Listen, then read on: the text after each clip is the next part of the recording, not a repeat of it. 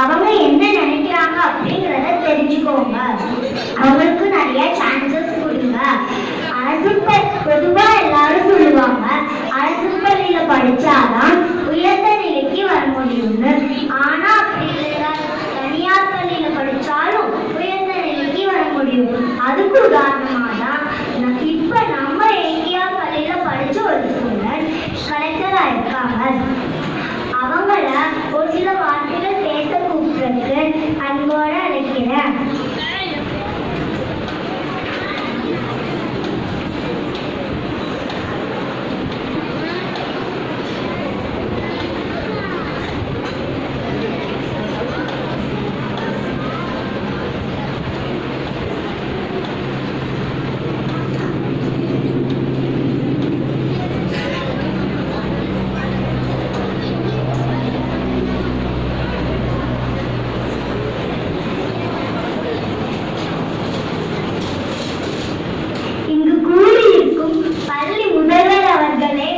ஆசிரியர்களே, பெற்றோர்களே மற்றும் என்னை போலவே இப்பள்ளியில் படிப்பு வருங்காலத்தில் உயர்ந்த நிலைக்கு வரப்போகும் மாணவ செல்வங்களே, உங்கள் அனைவருக்கும் எனது இனிய காலை வணக்கம்.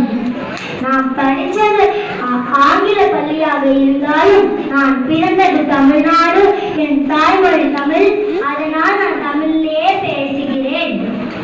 என்னை அறிமுகப்படுத்திய ஆசிரியர் சொன்ன மாதிரி உயர்ந்த நிலையை அடையணும்னா அரசு பள்ளி தனியார் பள்ளி என்ற வித்தியாசங்களே தேவையில்லை. உறுதியான எண்ணம் இருந்தாலே போதும் உயர்ந்த நிலையை அடையலாம். நான் சின்ன வயசுலேருந்தே கலெக்டர் ஆகணும்னு ரொம்ப ஆசைப்பட்டேன். டாக்டர் அப்துல் கலாம் ஐயா சொன்ன மாதிரி நிறைய கனவு காண்பிக்கேன். நான் கலெக்டர் ஆன மாதிரியும் நான் கலெக்டர் ஆகி மக்களுக்கு சேவை செஞ்ச மாதிரியும் நிறைய கனவு காண்பிக்கேன். நீங்களும் பெருசா என்ன ஆகுங்க இப்ப இருந்தே எய்ம் பண்ணி அதை அடையிறதுக்கு இப்ப இருந்தே ட்ரை பண்ணுங்க. மாணவர்களுக்கு அறிவு, ஒழுக்கம், பண்பு போன்ற நல்ல குணங்களை வளர்க்கணும்னா ஆசிரியரோட பங்குதான் ரொம்ப முக்கியம். ஏன்னா நம்ம வீட்டுல பெற்றோர்கள் கூட இருக்கிற நேரத்தை விட ஸ்கூல்ல ஆசிரியர்கள் கூட இருக்கிற நேரம் தான் அதிகம். ஒரு சிற்பி சிலைய செதுக்கிற மாதிரி ஒவ்வொரு மாணவனையும் ஆசிரியர்னால மட்டும்தான் சிலையா செதுக்க முடியும்.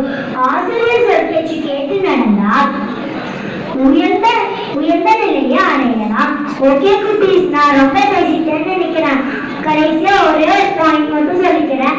நான் ஃபர்ஸ்ட் இந்த ஸ்கூல்ல வந்து சேரும் போது என்னோட கிளாஸ் டீச்சர் கேட்டாங்க நீ பெருசா என்ன ஆகன்னு.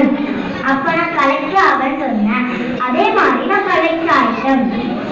அதே கலெக்டரா உங்க முன்னாடி இதே ஸ்கூல்ல வந்து நிற்பேன்னு நினைச்சு கூட பார்த்தது இல்லை.